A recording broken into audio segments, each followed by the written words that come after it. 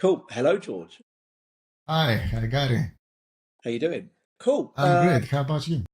Good. Very good, mate. I think you suggested a really good topic last week, tokens. So let's just have a chat about tokens for now. There's so much going on. Don't know where to start, but I'll let you start.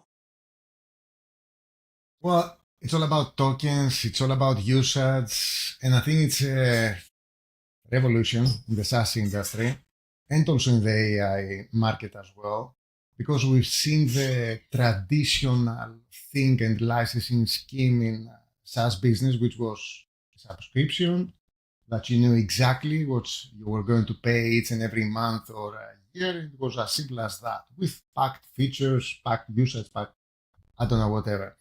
But now things are changing quickly because of AI, partly, because of agents, because of the ability to create value at a very granular level and deliver that individually to our customers.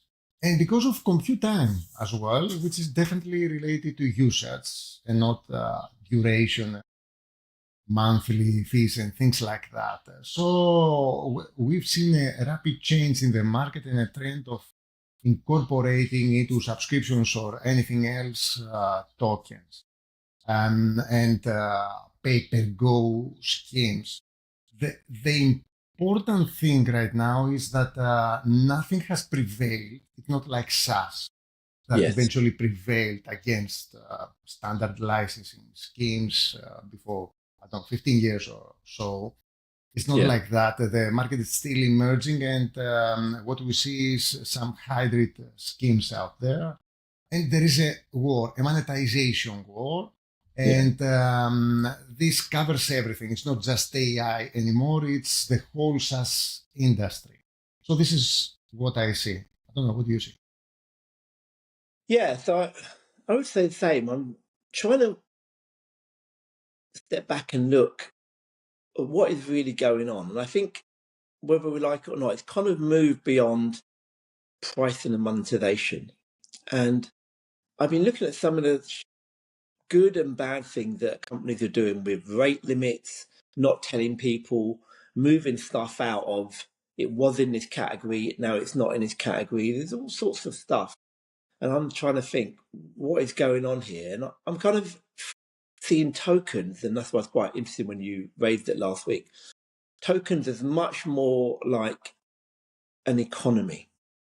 Almost like the crypto bros wanted to create in 2017-18, and they wanted to kind of move the economy from where we are to obviously a token economy with crypto at the base. And I kind of see the same thing happening with these tokens, because I don't think I have to be conspiracy theorist to think in 10 years, George, a lot of the stuff we do may be via token. How much, if you've got young kids, how much time they're allowed on the screen, how much time they're allowed to use some sort of revision app. You could argue that, well, parking's already on some sort of token, but not necessarily tokenized. I can see them basically trying to run every company on a meter, the way we pay for our electric here. Not quite sure how you do it in Greece, but we pay for it on a meter. And I can see that meter controlling pretty much every single activity around the business world. Yeah. Um, there is a big difference, though. I mean, your electricity or telecommunications meter-based billing is a great example. And we are used to it. This is the norm, but there is a big difference because there the token is the actual job done. I'm talking to my mobile phone or I don't know, to my landline, and I know exactly what I'm doing. I'm talking with someone for a specific time, and I know that I'm going to be billed based on the time that I've using my phone. Or the other way around for power and electricity, more or less, you know that if you turn on some devices, then eventually you are going to be billed more. This has to do with the actual end outcome. With tokens, is not exactly like that. That's the problem. tokens is the way that developers understand the AI and the SaaS world. It's a lower level, hidden from business stakeholders and individuals layer that translates to compute time and actual cost. So it's an internal view. It's not an external view. Yes. If you remember with Agentforce, Salesforce tried to do the same thing with tokens in the beginning, and then they changed that into completed business actions. So moving away from tokens and moving to something that is more visible and easier to understand from the business point of view. But the real, not danger, but difficulty here is to actually find what are these jobs to be done and concluded, first of all. Yeah. What are the tokens that needed to be included in this job to be done? And also, what are the risks that the supplier, the vendor, is willing to take? Because eventually, you don't really know for a specific job done from the business point of view if you're going to use 1 or 2 or 1,000 tokens. And the customer doesn't care about that. They care about the end result. Job done based pricing versus token based pricing, they are not the same thing. Yeah. And I think this is what creates a lot of confusion. And there is one more thing. If the customer sees that there is no transparency or there is a lot of complexity and no predictability in what they are going to be charged eventually in the end of the month or whatever their billing period is, they tend to walk away to go to something simpler. And this is why we see some mixed hybrid schemes and nothing has prevailed fully yet. And I don't think this is going to happen for the next 5 to 10 years. Like it's going to be a bit vague. Yeah, I hear you. But I think if you think about, I don't know if you saw the recent results from the big cloud providers, the big three. They were insane results. 25% here, 40% up here, billion extra investment there. And you're like, okay. To our point, everything I know about economics, I've learned at uni about economics, kind of gets thrown out the window. Let's be fair. That happens a lot in modern times, let's be fair, because we're not really on top of economics now, but it literally gets kicked into time, as they say, or whatever, because you're like, how can this happen? How can you have just 3 companies who, with bugger competition, excuse my language, who are able to increase basically revenues and even margin by significant amounts? From an economic standpoint, it makes no sense whatsoever. All we've talked about perfect competition and this and that kind of didn't really work. And so you think, why are they able to charge on a metered basis?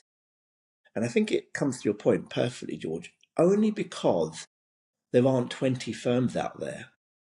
And if there were 20 firms out there able to provide decent cloud services, I'm not quite sure. I think your point's 100% valid. They wouldn't be able to charge on a meter because the meter is pretty obscure into how much value you're getting in terms of the cloud and the compute cost and the running cost and the elastic, etc.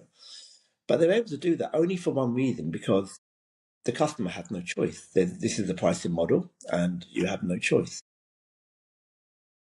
You're 100% right on that. Actually, lack of competition is definitely a significant factor right now, and there is a reason for that. The entry barriers to enter the LLM space are huge, with billions, tens of billions of heavy investment, and sometimes also to create something significant. And in the beginning, we only had one competitor practically. It was OpenAI. Now we had also Claude, but it took 3 years for Claude to be something really significant and a key player in the market. And for some time, we weren't sure if it's going to be Claude or possibly Gemini or anyone else. Eventually, these two plus Gemini are the top 3 players. And we've seen how competition pushes prices back at lower levels. If you remember, before some time, OpenAI launched this higher tier with $200 dollars per month, the professional pack. And then Claude launched their own pack at 100, and eventually OpenAI matched their price at 100. That was was a result of competition because Claude now is highly regarded, Yeah. especially in the professionals market, and so they had to eventually accept Claude's positioning and lower their prices. So if we see 10 more competitors, but this is very, very difficult, highly unlikely, but if we had 10 competitors like Yeah. OpenAI, then obviously all prices would be lower and margins would be very difficult to increase and so on and so forth. And there is one more reason about the ability to increase margins. I'm talking about the variable margin Mm. based on the variable cost. The variable cost is compute time practically. That's all there is to it.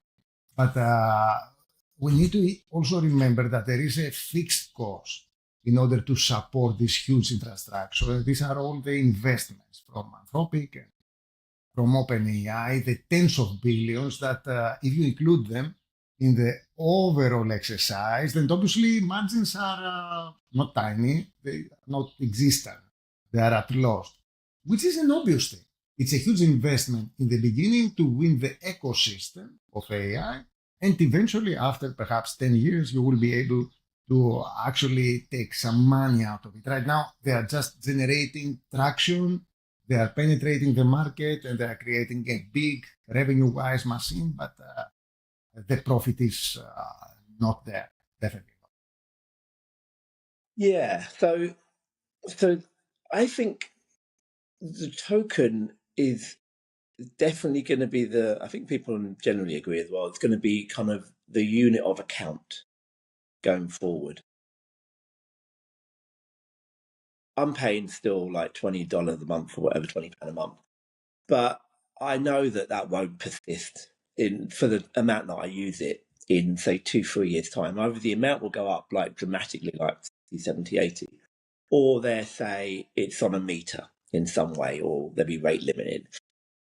But essentially, I don't see them doing any different from cloud providers in 5 years' time, because that is a model that works, and we've seen the results for the last 10, 15 years from cloud providers. They get bigger and bigger, and people get more dependent. So I kind of think I'm probably making a bet personally for my career as well, that we're going to move to a token economy and everything is going to be metered.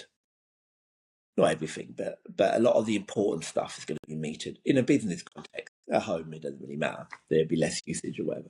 But in a business context, this is my punt. This is a complete, like, random bet that if you believe that everything's going to be metered, then really, we're really talking about how are we going to get the maximum yield out of that input versus output, and who is going to be the best at transmitting that energy via tokens, which is our brain energy, into some, as you say, a useful consistently, ideally, not completely probabilistically.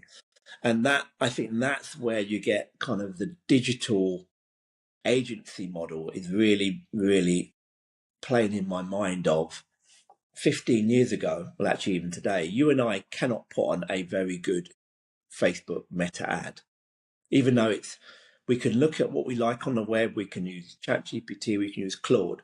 We are still going to be suboptimal at placing ads on a really complicated meta advantage platform, and similarly Google.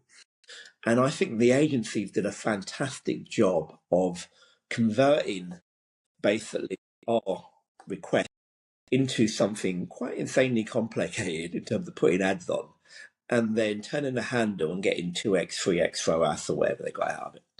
And I think even currently, the platforms and the way that, whether it be APIs, MCPs, clause, and this, it's actually really complicated to get a really consistent, good answer out, George.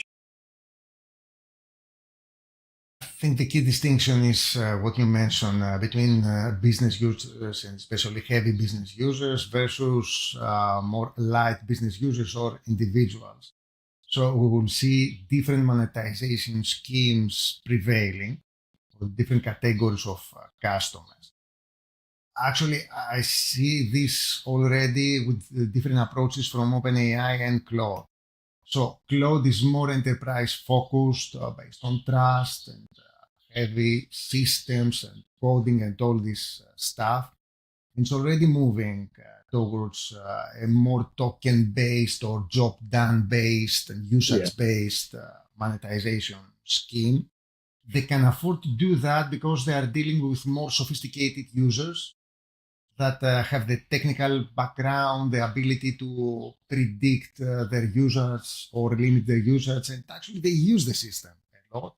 And they use it not for personal purposes, but for corporate and enterprise purposes. So the stakes are higher, so they can afford to put more time and some additional money in order to invest in cloud and do whatever they want to do.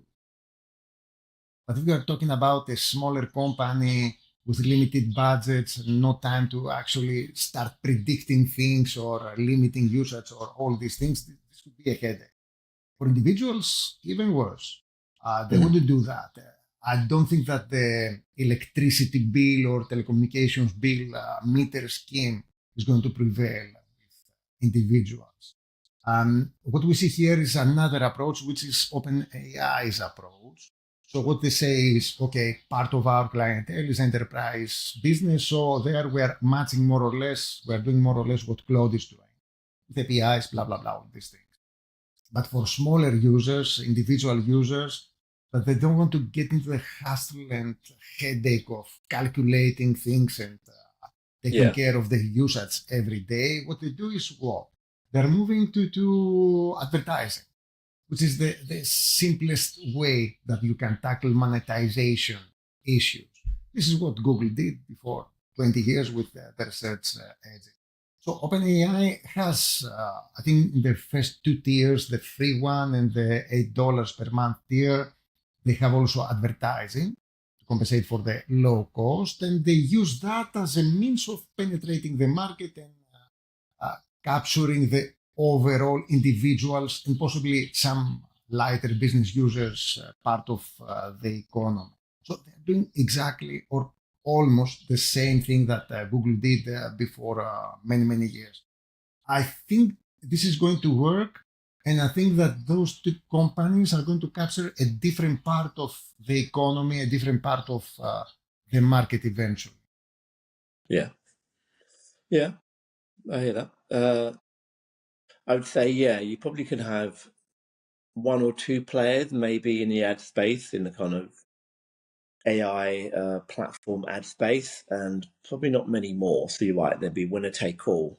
And then if you look at the Anthropic problem, and I'm still struggling with this, George, myself, because I use it a lot, so much so that I recently got rate limited, which never really happened, other than maybe in the early days it happened once, maybe 3 years ago.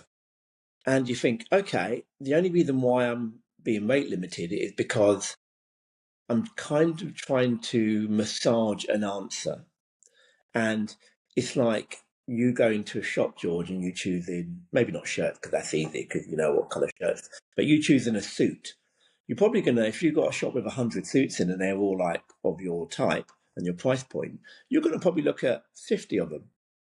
And then it's going to be arm in and R in. And I think similar to the Power BI problem that I noticed when I was in a bank, Power BI bought, I thought, brilliant, and ClickView, etc., bought a brilliant ability to analyze data. But the average person, and I worked in finance, so we're not idiots, didn't know what good data looked like in terms of output. Because good data is really storytelling. Because you want to put it in a pack, and whether you want to put it in S1 or a pack, or you want to sell it to the Financial Times, you want to tell a story with that chart. And the average person isn't really a good storyteller, let's be fair. And the average person isn't really good at looking at a SQL database and working out, how can I make this into a pretty chart for Twitter?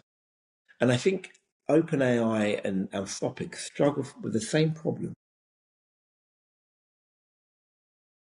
Yeah, storytelling is important, definitely, for everyone, not just Anthropic and OpenAI or the AI space. It's for all startups and even established companies. And I think they have a different cover story because of the different focus in the market. So OpenAI is moving towards a more open economy, although they are accused that they are not open. But they are moving into a more open economy, AI accessible to everyone and things like that. And this is why the advertising, and this is why the free tiers, and this is why they open up to smaller customers and so on and so forth. Whereas Claude and Anthropic, they're moving towards bigger customers for heavy jobs, heavy things, and so on and so forth. And they said officially that moving up, they're not introducing and won't introduce any advertising at all, because this is against their enterprise view. And I think they're building more on trust, more on solving complex problems, and more the cover story is becoming more and more that we're a heavy enterprise company, and we want to serve in a trustworthy manner, credible way, all the big customers out there. If you happen to be a smaller customer and you can fit in one of the smaller tiers that we have, that's okay, but you are not the core audience for us.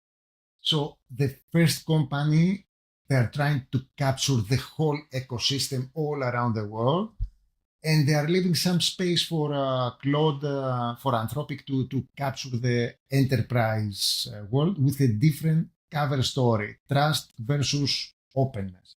So I would say that their names are quite fitting for the cover stories. Yeah. By the way. Very, very true. I think their approaches are interesting, to say the least. But I'm still trying to think, maybe say if we go forward 2-3 years, where is kind of the AI controlled? And this comes back to tokens. Really, who is in charge of kind of the tokens? Is it like the CFO, like people finance, bros and girls? Or is it the product guy and girl? Or is it the engineering team via who really kind of control cloud-ish with kind of a few limits from finance? And I'm trying to think how does the organization move to a kind of much less budgeted world and much more dynamic? Because with all due respect, the companies still are forecasting EPSs and revenue, which mean they must be forecasting revenue and costs. They have to. And that alone means that they can't have runaway costs. Even if they were to front load R&D and you allow to almost overspend tokens, and you produces so much value in terms of output, but that value won't be seen for another, say, 18 months in the sales cycle, marketing cycle. You're constantly producing really good product, George, but it takes like 6 to 18 months to come to market, as you explained before in previous podcasts. And so the token cost will always be higher, and then the value will lag later. And I'm just interested in how public companies deal with the fact that George is constantly now in invent mode. He's like almost an Edison type thing. But actually, the value only is seen in every 4 quarters later, perhaps even more, in terms of revenue, if it works out. And I don't know if we're mentally set up with our stock market for that kind of George is producing value, he's creating spaceships, but it would take 12 months before we get any, I don't know, space travel revenue or whatever. I think this is the most important problem. That's the fundamental problem behind all token-based pricing, because you have many layers above tokens in order to reach something which is a concrete result for a company or an individual. Tokens are the cost. Practically, it's the compute time and it's nothing else. A token could be completely useless from a customer point of view, although for the developer and the supplier is important because their cost increased based on that. But above tokens, then you have a job done. So let's say you have, Salesforce automation. Tokens are doing several granular things, but in the end, you have an offer sent to the customer based on several tokens. The final end thing is the offer. And even that is not the end result. The end result is, was it successful based on all the predictive algorithms and whatever Salesforce offering to improve your offer. Eventually that was successful or not. So you have two layers above tokens. You try to build on the lower level, which is not understood and very difficult to digest and understand from the customer point of view, even though the customers eventually they will get value, as you said, after a few months and at a higher level, a much higher level. So it's Yeah. not true outcome-based pricing. It's not even job done based pricing. It's token-based pricing. This is why I feel that this is not going to work as it is right now. It's like an extension of cost plus view, something like that. And it's a distortion based on the internal view of the suppliers. So I don't think this is going to work. Partly the job done based metering will work, partly. I don't feel that we are ready to do a full outcome based pricing because it's very difficult to know Yeah. what's happening after your system has delivered whatever needs to be delivered because you have the human factor, the company's details and circumstances, and so on and so forth. But I think the actual job-based and not token-based pricing will eventually prevail to some extent, but it will be packed with certain usage for Yeah. smaller companies. And Yeah. then for bigger companies, there will be some enterprise agreements and so on and so forth. But it will take some time for people to get used to it and also to start predicting things. Because if Yes. you know that based on tokens or job done, etc., every month you are billed with, let's say, 5K per month, every now and then you will get some surprises, some spikes or things like that. This happens with telephone bills, everything that we are billed with. Sometimes we have surprises and we don't know exactly what happened. But more or less, we know that our average spending is this or that. But this happens after a couple of years of doing that. And we're not still there.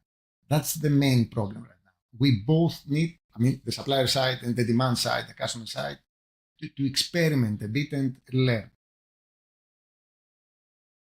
Yeah, I agree because you're probably the same with me, where you're doing lots of experiments with your models and analytics, and I'm doing lots of experiments, probably more in kind of storytelling and images, but still loads of experiments. And writing, I find it very good at writing. But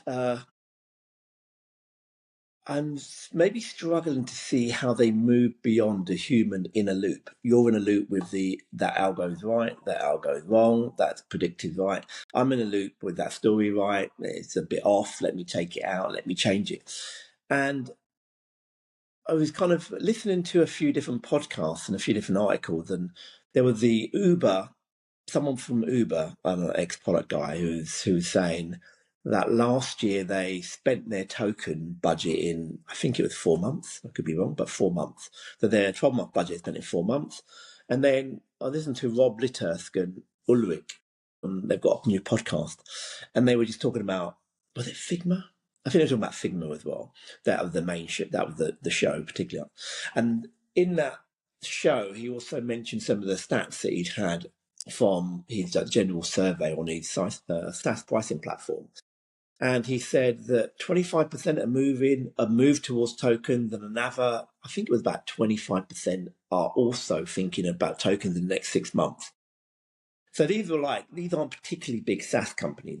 Some are big, but they're not all big. And so it's kind of a wave of Me Too, the bad example of FOMO taking over, whether we may be correct in the sense that it's horrible, but it's going to be horrible everywhere and soon, before we know it.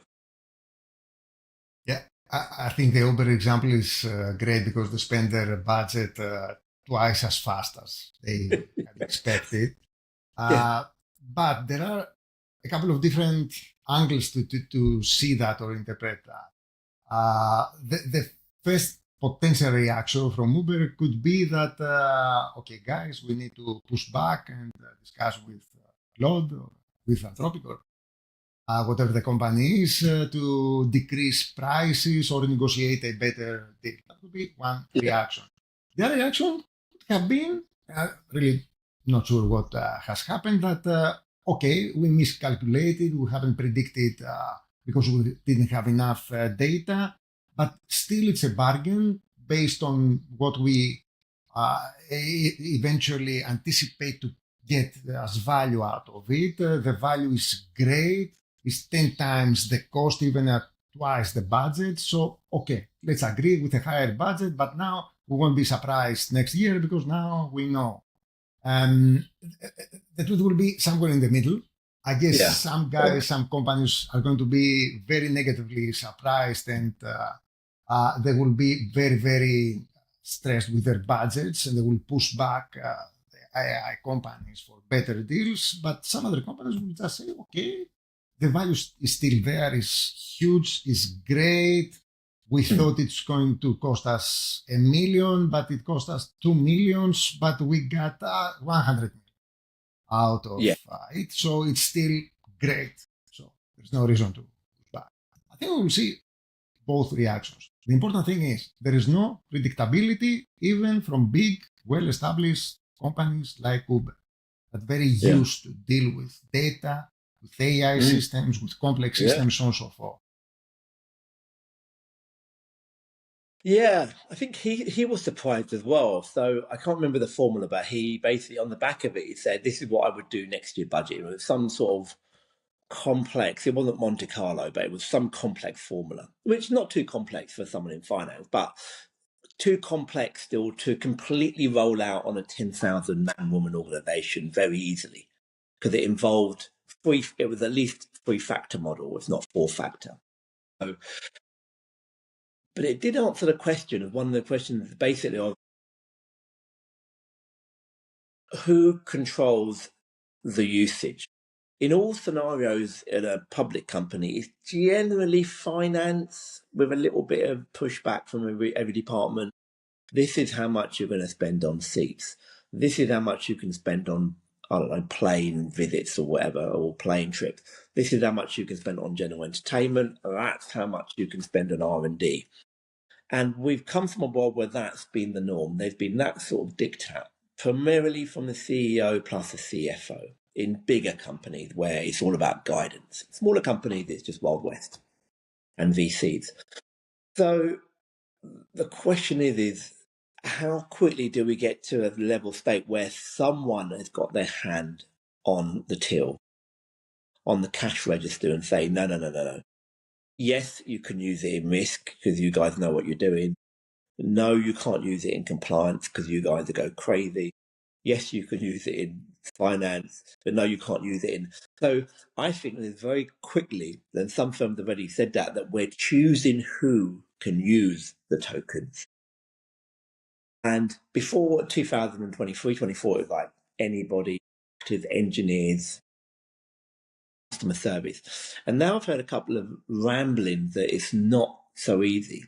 And then this kind of culminated in, who was it?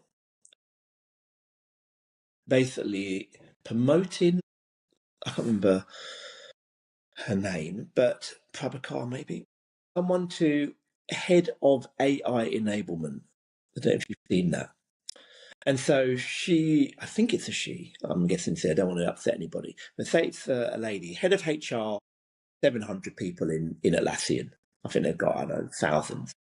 Say they've got 10,000 people. They laid off some people the other day. In charge of 700 strong, which is an insane number for HR anyway, but 700 strong people in HR and HR-related things, L&D, I assume. And she's now been given another 2,000 plus to make it up to, I think, 3,600 is the number I heard. And that department's now called AI enablement, which is a big department, don't get me wrong, it's like a third of the firm. But that's rolling out AI, swapping maybe some headcount for AI from AI for headcount, whichever way round you're doing it, working out customer services, where do we implement it, how do we implement it, how fast, how slow products. It's a big job. And that's kind of what you're kind of getting towards, of George, of who is going to control this token machine and decide what is value, for who, when, why, who delivers it, how it's produced. Well, I think we don't have to reinvent the wheel here because this is happening already in other systems that now they are not so innovative. But when they were introduced, they were extremely innovative and they were breaking some rules. So when a CRM system is introduced into the company, there are the users, CRM users, whatever, contact center, sales people, marketing people, whatever people. You have the IT, that's responsible for the infrastructure, and of course there is a budget, and everybody is fighting for some additional budget to buy some functionality or more usage or more seats or whatever, and eventually there's a finance department that may reject some of these proposals and reduce budgets and so on and so forth. I don't think something different is going to happen here. Although companies feel the urge to reinvent the wheel and create a different mechanism, especially for tokens, especially for AI, and so on and so forth. Unless it's an AI company that has extreme cost and dependency from other companies and compute time, which is a completely different thing for most companies out there. Yeah. These are some additional new tools, incredible tools, definitely, very, very useful, and can be expensive, but there are tools. And I think that all companies more or less have the right mechanism to negotiate between different departments, understand the usage, the cost attached to it, and also the value attached to whatever they are doing with all these tools, and eventually reach a conclusion and a budget. So there is no single point of full authority and responsibility for tokens. It will be a combined effort and decision-making process as it's been done for ages within most companies. Again, I'm talking about most companies. I'm not talking about AI companies. There it's a completely different thing because this is at the core of this is what they are doing, actually. It's not just a tool, it's what they are doing. So it's a completely different case there. I think this is good. It's going to happen.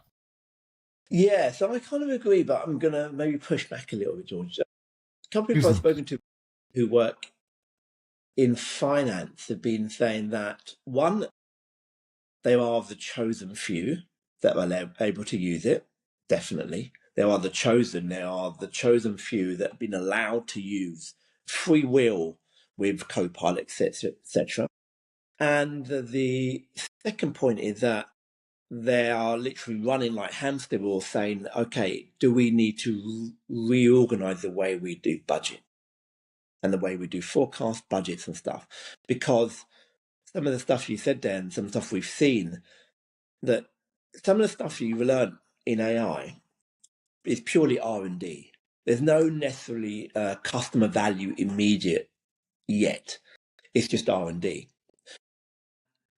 When a tech company and a startup, that's exactly what they've been doing. They've been saying, I'm going to spend 102% of my revenue on 40% marketing, 25% on product or whatever, and 25% on G&A and expansion or whatever, just because that's just what we do.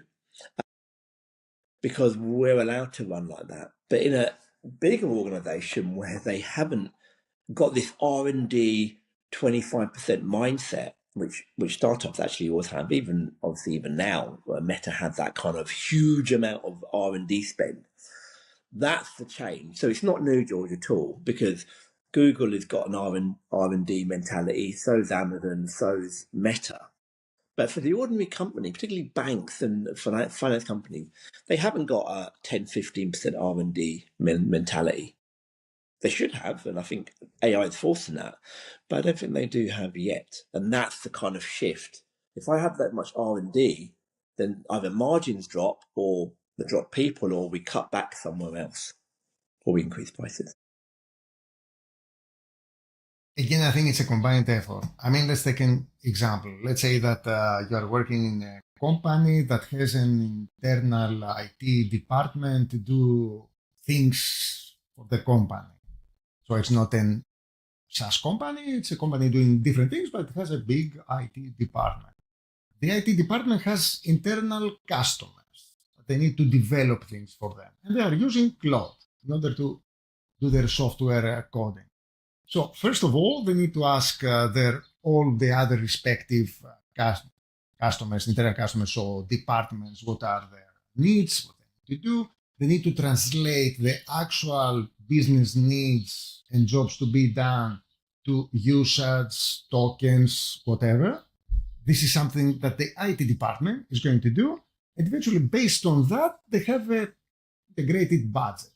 And they have a request for the CEO, for their finance department, and so on and so forth. And eventually, this gets approved or not. And then there is a fight. You cut my budget by 10%, and that means that the marketing department won't have Salesforce enhancements to the extent that they want, and so on and so forth. And after this fight is over, eventually everybody has usage, budgets, everything, and everyone eventually is theoretically satisfied. Nobody's satisfied ever. But anyway, and what happens in practice, we get surprised. This is not something new. Because when, for instance, we had on-premise infrastructure and eventually Google Drive came on, Dropbox, Azure, and so on and so forth, and they introduced a new cloud-based infrastructure where you pay per usage and not something fixed, then there was surprise in the beginning because we didn't know how to calculate Azure cost, because we didn't know exactly the usage and their tokens and how these things work. But eventually now companies, after so many years doing that, they know exactly because they learn. This is going to happen with AI. But right now we're at the same stage where cloud was first introduced and everybody was surprised and feared that the budgets are going to explode and we can't predict that. We can, but not yet because we haven't experimented a lot. So give it some time, and I think we don't need to reinvent the wheel. We just need to use whatever is in place, more or less. Obviously, we need to adjust things, but more or less, what we have, the institutions that we have in place, the decision-making process that we have in place are more than enough for AI tokens and all these things, but not yet because we really don't know how these things work. And also, pricing and monetization changing quickly. Let's not forget that. Not something fixed like Azure that more or less is now mature. AI pricing is not mature at all. It's changing a lot. Remember OpenAI decreased the Pro plan from by 50% in a split second. So it's not fixed. Not yet. Yeah, I agree with that. Definitely. I think Rob is very good at highlighting. It's Rob Litterst, and there's one other guy, I can't remember the guy on, I think, guy on Substack who kind of goes down a rabbit hole, who will say a lot of people are using tokens as currencies. They're vendor friendly, not really necessarily customer friendly, because the vendor has the token, and the token, if they treat it as a currency, we know that you can devalue a currency quite easily. You can devalue it in many ways. And he was saying that because it's not hard, but because there's so much else going on, it's hard to keep a track of when something's been slowly devalued. And I basically find this myself. I've got a really good image app, which is called Leonardo, which has been bought out by Canva, I think about last year. And so I can see, because I run a query probably every 2 days at the least. And so I know the query cost eight tokens, or 8 credits, let's just say 8 tokens or credits. And therefore, if it costs 9, I'm like, well, where did this inflation come from? What changed in the model? And similarly, like recently, don't know whether it's mispricing, George, but the ChatGPT-2 image is insanely good. Yet it's priced at 1/5 of in my tool, by the way, in my tool, 1/5 of the next best one, which I think is Nano. Nano Banana is the next best one. Nano, I think it's Nano 2. And so I'm like, wait a minute, I was paying 40 credits, literally, last month for a really good output, Nano, and I'm paying 8 credits for what is a better output. And so I don't know whether they've mispriced it or whether it's introductory offer, which I'm still looking every day and think, is it introductory? And so there's so much going on, he was saying, that the companies that will do well are the companies that treat tokens like the Fed treat the dollar. This is extreme, but he was saying because that even like an 8% manipulation, not manipulation, 8% change is, as you know, George, is huge. I've seen your graphs every day. It's huge.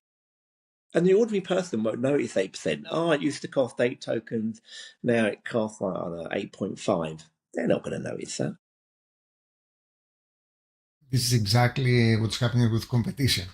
This is exactly the case because you learn how to do things in a more efficient way, better in a more efficient way, so you can afford to price them lower. Plus, if we're talking about OpenAI, because they have huge funds, huge pockets, they can afford to do that to win the ecosystem, even if their profitability is not great or they are at loss. So this is part of the competitive landscape and how it emerges and evolves through time.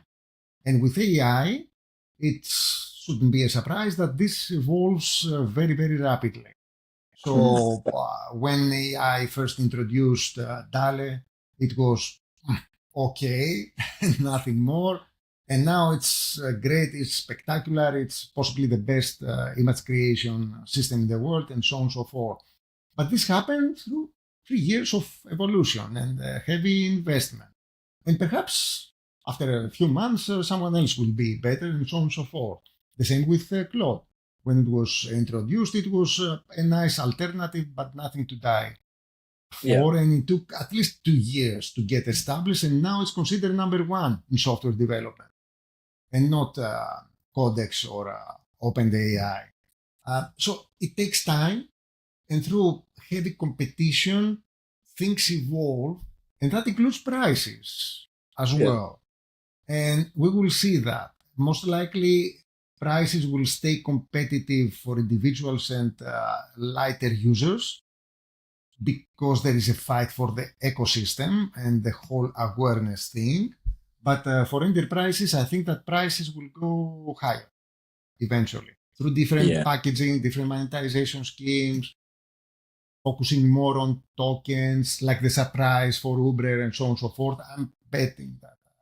I bet that many companies had similar surprises, and I'm betting also that most of them won't push back. They will just increase their budgets to meet their needs because they do understand that there is huge value attached to whatever they are doing with Claude or OpenAI. So it's competition, as you said in the beginning. Okay, so this is a clip moment. What would you, this is just obviously just your guess, what would you say in terms of, say the price is 1x now, what would you say the price would be for just general AI use in terms of like corporate use in 4 years' time? So it's 1x today. How much x do you think it's going to increase? 2x, 3x? I think that for extremely light users and individuals, the advertising scheme is going to prevail through either free tiers or very low price tiers, exactly what OpenAI is doing right now. So there we will see even lower prices or even free tiers prevailing.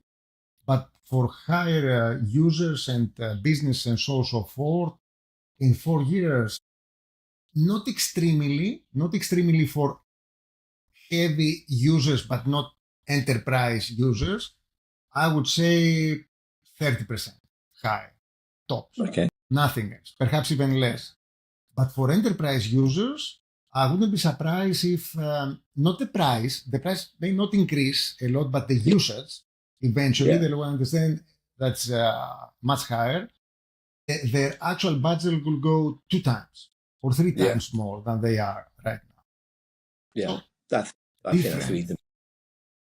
Yeah. Okay, another question. If you imagine you're a pricing guy, or you could be a girl, but pricing guy or girl in a HubSpot, say, let's pick HubSpot because they've all had a shocking run with ServiceNow, HubSpot, Salesforce. How would you be looking to rebrand yourself? Basically. So, you see all this change come in, and whether you think it's pricing and packaging, or you think might create the idea of the meter or token yield, whatever you see coming, how would you be looking to kind of use this, I think, crazy times to kind of be more prominent and get a more prominent role in that company, be at the center of what's going on? What kind of name would you come up with, and what kind of work you'd be doing to be that person? The HubSpot example in the CRM space is a great example, I think, as opposed to Salesforce. Because HubSpot targets startups, smaller users, company users, and software, and Salesforce targets enterprise users. So you see the difference in their approach already. Salesforce is moving into Agentforce, more complexity, more token or business or actions or job done based and Yeah, usage based schemes. And they are yeah, experimenting a lot. It's not a successful case yet, but they are moving definitely towards that direction. Whereas HubSpot is not, is staying at the traditional subscription based model, adding some AI functionalities and so on and so forth. I think that's wise. And this is exactly what I would have done if I were at their shoes, and if I had the company that sells something, the web SaaS solution. If I were targeting smaller customers, introducing too much complexity, I think it will damage and hurt our relationship yeah, because these guys cannot afford to be surprised. Uber can. They don't have any problem. They paid yeah, 20 millions last year and now they will pay 50 millions, and that's yeah, okay because they have a multi-billion business, so that's nothing. But for a smaller company or individual, even worse, to get surprised and double your budget, practically you can do it, so you will do it. So I think that Salesforce is doing a favor to HubSpot right now, because if someone is a smaller customer, they will definitely stay with HubSpot and never consider Salesforce because of the complexity and because of the uncertainty. What is going to yeah, happen with pricing? So this is what I'm expecting for smaller companies, not smaller companies, for companies targeting smaller customers to focus more on the simplicity of their yeah, model versus enterprise customers and then yeah. companies targeting enterprise customers. I think that's the main differentiator right now, simplicity. So, say if you were that person and you're in a finance department of, say, 5, 6 people, and you're quite political and you want a more prominent position. So you want to be the equivalent of FP&A, who have got quite prominent position in companies now, because they predict the results and they do all sorts of stuff, and they do like the board packs. How would you use this amount of worldwide change to get pricing really elevated as, like, yes, we must be in the boardroom? This is a really tough question. What are the sort of things you would be doing to say, well, actually, this is so much change here that I might be I want to be captain. How do you become captain of the ship? Well, now we're not talking about the purchase prices, but the price of our goods out No, we're there, talking about yes. Or us personally, you personally. Say you're a corporate VP. How do you use this amount of change to really elevate yourself as, like, a really important person in that company? Well, you've been already important, but yeah, they probably got 10, 15, 20 pricing people. But actually, how do you say, we've arrived, pricing's here, this is our time? So, I think it's the tough. best time for pricing people right now, and especially for pricing leadership and new initiatives within the company. Why is that? Because you have the perfect store, and it's a good store, a good store, a good store for pricing big at the spotlight again. Why is that? First of all, you have AI that disrupts everything, your business, efficiency, revenue capturing, value capturing, agent-based pricing, and all these things, token-based, blah, blah, blah. All these things disrupt everything in the market. So pricing as well, pricing of most goods. Then you have all the macro and market level turbulence from geopolitical turbulence and friction. You have macroeconomic events with inflation, raw materials increasing, fluctuates, exchange rates going up and down, and so on and so forth. All these affect directly or indirectly, eventually, your pricing.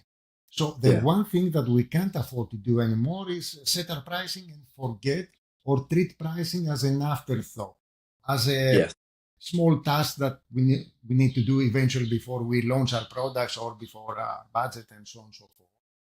And but the main thing is how pricing people deal with that, with this great circumstance. They deal with that from an analytical perspective. Let's analyze this huge amount of new data that we have and figure out the best possible pricing, or they treat it as leaders and understand that this is their breakthrough time. This is their Yeah. opportunity to make a difference and lead the change within their organization, pricing wise, AI wise, or anything else. I think that pricing people who identify themselves as leaders and understand that this is a great opportunity to lead the way through the corporate ladder and hierarchy. Eventually, they will win and they will make pricing more popular and more understood with its benefits and merits and so on and so forth to a broader audience within their company and outside the company. People who feel that it's just another analytical exercise, a big headache, it's more complex than before, but that's great and will take some enjoyment through just accomplishing the analytical exercise, I think they will fail. They will fail miserably. They won't do anything and they won't help their companies. So it's pricing leadership and a great opportunity to exercise that and get great benefits for the company that someone is working for, but also for the pricing function and pricing mechanism. Great opportunity. Okay, George, on that core celeb, I think we can go to war on that statement. On that core celeb statement, or like Nelson on the victory, HMS Victory. So that's really, really good. And I think to me, that's kind of what, in all the chaos that's going on, I think that's the most exciting thing, what you said there. You summed up perfectly why pricing people, you should be looking at what is the perfect model. That's all lovely. But as you said, George, it's going to change 5 times. So somehow we've got to use that amount of change, political change, economic change, environmental change as well, to say, actually, why isn't pricing at the centre of this? And I think you've hit the nail on the head. That's the rallying call. But hopefully it's recorded that well, and I'm going to try and cut and splice that as like maybe you in a kind of army outfit saying, let's go to war. Like you could be like Mark Andreessen saying it's time to build, it's time to go to pricing war. No, I think that's hitting the nail on the head. No one knows what Not the end. price war, a Price war war, for yeah, better pricing and not like the price war. We need to end. avoid that. I think so, but that's brilliant, George. So hopefully it's recorded quite well. Sometimes it's flicked in and out, but it records individually on each end, so it doesn't record in one end. So you'll have a separate track and I have a separate track, and it brings them together. And hopefully it will produce some clips, which I'll send over maybe tomorrow morning. It should produce some AI clips. But that last statement, if we can put an outfit on you, mate, you could be the Pete Hegseth of, maybe not Pete Hegseth, maybe that's a bad example. You could be definitely the army major of this war. I think pricing people are missing a trick here. Looking for the answer, but the answer is irrelevant. They should be looking for the political kind of capital. Okay, my man, that was a good one. Okay, cool. Well, I'll see how this. I'll send you some stuff and we'll have a chat. Superb, George. You have a good. Okay, excellent. Bye bye. Bye bye.